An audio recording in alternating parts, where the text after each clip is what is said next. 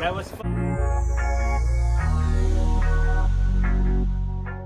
Mayroon ngang bagong motorbike itong si Pilmar Alipayo. At dahil wala nga ngayon itong si Pilmar Alipayo dito sa Siargao, ay ang kanyang kumpare at kaibigan na si Keb ang nag-test drive ng kanyang bagong motorbike.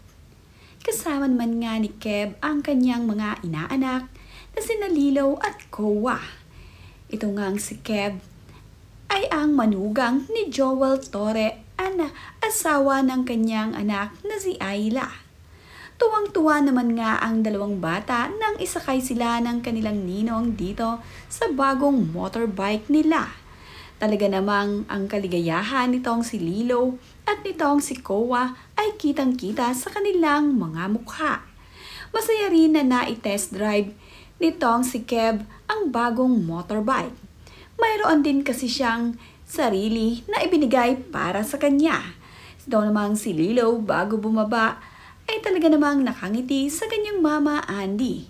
At gusto ngang sabihin nito na sana ay umikot pa ang kanyang ninong upang makasakay pang muli silang dalawa ni Kowa. Ito naman nga si Ayla, ang best friend ni Andy Eigenman, asawa ni Keb. Mayroon din silang bagong motorbike kagaya ni na Andy.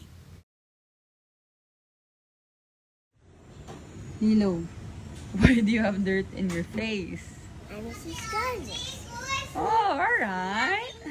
Ito namang si Lilaw ay tinatanong ng kanyang mama Andy kung bakit mayroon nga raw itong pasa dito sa kanyang taas ng ilong.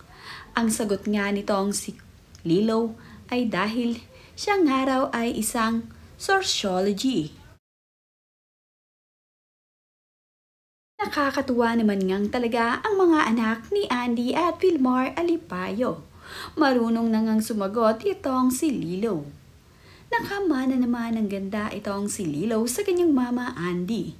Kahit nga simpleng bata itong si Lilaw, ay makikita mo sa batang ito na napakaganda niyang talaga. Kitang-kita sa kanyang mga mukha, ang mukha ni Andy at Pilmar.